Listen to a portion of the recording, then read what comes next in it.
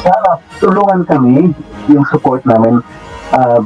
Nung si dating PRD pa, napakaganda ng feedback ng mga OFW kung saan-saan sa bansa ka man.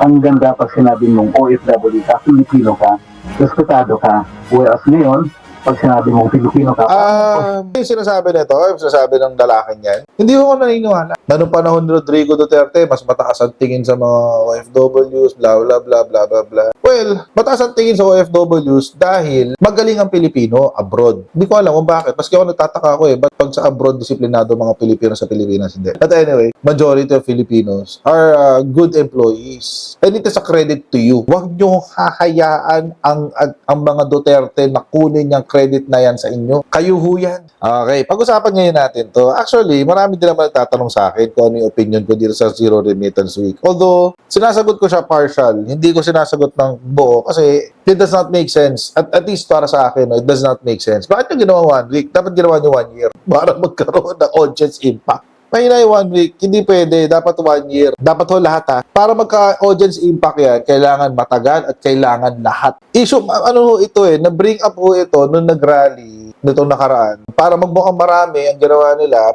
nagsama-sama yung mga taga-ibang bansa, yung mga taga-Germany, nandun may taga-Italy, meron taga-US pa nga, if I'm not mistaken. Iba-ibang lugar nagsama-sama sila doon. Oo, para magmukha silang marami. Yan ang kanilang sinabi. OFWs poise remittance boycott. Maniniwala ako kay OJC yan, Southern Endless. Malamang sa malamang kay OJC talaga yan. Sila lang yan, mga konsero. Wala akong movement ang OFWs na i-boycott ang kanilang remittance. Kasi ako po naniniwala na majority po, basta ho hindi ka DDS, may utak ka. Ito kasi, so ito ho yung in-announce nila noong linggo ho ito. OFWs, particularly the Maisug Croatia group, have organized a protest by calling for a zero remittance week from 28th of March to 4 April to coincide with Duterte's 80th birthday. Si Erwin, an OFW based in Croatia, confirmed the protest and explained the dates were chosen to mark the birthday of Duterte, who many OFWs hold in high regard. Sila lang nagsasabi niyan. Yung many OFWs,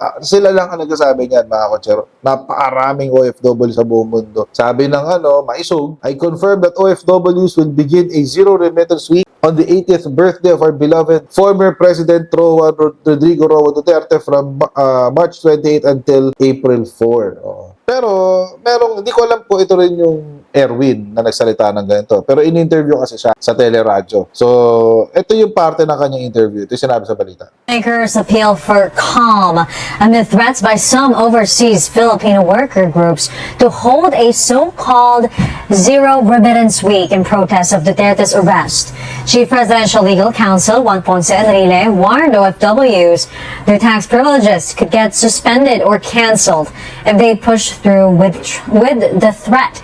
Batangas Congresswoman Jerva Luistro and OFW party list representative Marisa Magsino called on the government to be more diplomatic with the OFWs and to spare them from politics. The Migrant Filipino Workers Group that organized the Zero Remittance Week is defending the move. Maisug Croatia also notes their families back home are in support of their protest. sana tulungan kami, yung support namin. Nung si dating PRD pa, napakaganda ng feedback ng mga OFW kung saan-saan sa bansa ka man.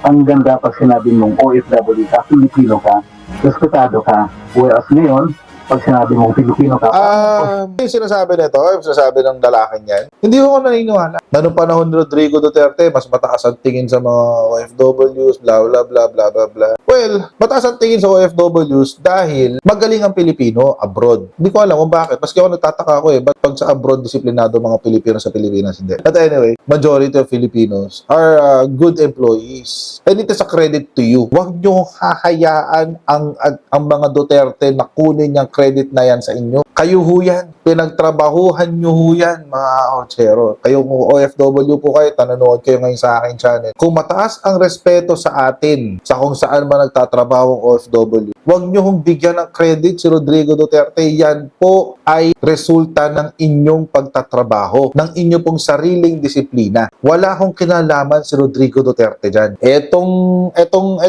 grupo na to, maisog na to, sa Croatia, gusto kayong i-hijack. So, yun na nga. As a reaction ng karamihan ng gobyerno, no, tsaka ng mga ibang ekonomista, tulad ito, si Escudero, sabi niya, kapag natuloy daw yung zero remittances, tatamaan daw ekonomiya at ang pinaka-immediate na tatamaan ay yung mga pamilya. Sila yung pinakaunang tatamaan. Yan ang sinabi ni Chis Escudero. Duterte backers, zero remittance to hit economy and families. For me, it is well within their right. Siyempre, karapatan nyo naman yan. Pero nyo yan, ipagtrabahuhan nyo. But it will not hurt only the economy, but also many Filipinos who are relying on their families and loved ones when it comes to sustaining their daily, weekly, and monthly needs. Escudero said in Filipino during the Kapihan sa Senado Forum. Tatamaan daw yung ekonomiya, primarily tatamaan yung pamilya. But sa ekonomiya, medyo may malaki ka pang question mark dyan. Kung meron bang impotence impact yan. Malabo pa yan. Yan din ang sinasabi ng isang ekonomista na taga-BPI, economist na galing sa BPI. In an online press conference, BPI lead economist June Mary said the zero remittance week set from March 28 to April 4 could affect the growth of the country as it would impact household spending. Lower remittance can also lead to higher interest rates and foreign exchange which will directly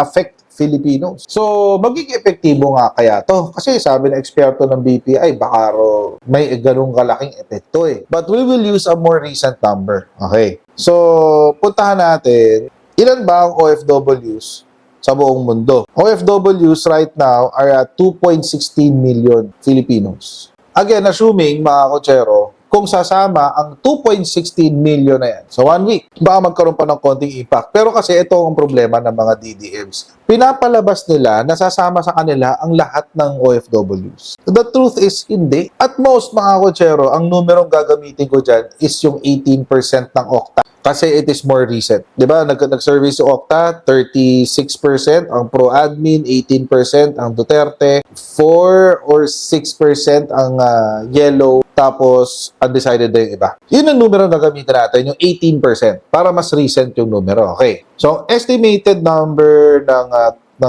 lahat ng OFWs ay nasa 2.16 million. Marami-rami. Magkano ang pinapasok na pera ng 2.16 million na yan? Yung 2.16 million na yan, mga kotsero, ay nagpapasok ng at least nagpasok pala, sorry, kasi nagganap na 2023. Nagpasok ng 239 billion pesos noong 2023. Ay, 2023 to ha. Ito yung gagamitin nating numero. So, 239 billion, i-divide natin sa 52 because we have 52 weeks in 1 year. Ang every week, mga kotsero, ang ipinapasok na pera ng mga OFWs in total is around 4,596,153,846. Ito ho yun.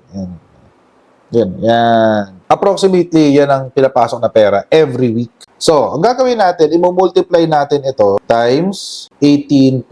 Bakit 18%? Kasi, at present, base sa numero ng Okta, yun ang mga tao na see themselves as aligning to Rodrigo Duterte. Magkano ang matitira? Ang matitira ay 2,627,307,692.30. O, ayan. Yan ang matitira. Malaki yung impact. Yan lang yung amount na ninakaw ni Sara Duterte. Mas malaki pa yung amount na ninakaw ni Sara Duterte dyan. Mas malaki pa yung ninakaw na amount ni Pulong Duterte dyan. Mas malaki pa yung halaga ng pera na kinulimbat ng Rodrigo Duterte dyan. 3 billion, mga kotsero, syempre malaking halaga sa atin yan. Kung tayong mga hampas lupa, para sa atin, malaking halaga yan. Pero in the larger scheme of things, kung titignan mo yung perang pumapasok sa bansa, number 1, hindi naman magpa-participate lahat ng OFW. Number 2, because hindi magpa-participate lahat ng OFW, maliit lang yung impact niya. Number 3, ang impact niya,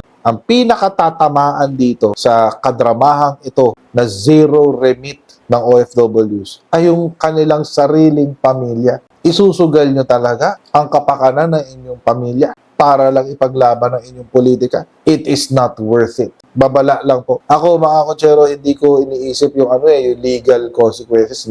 Hindi pa, wala pa ako dun sa ganun. Mas iniisip ko kung ano magiging epekto niya sa pamilya nyo.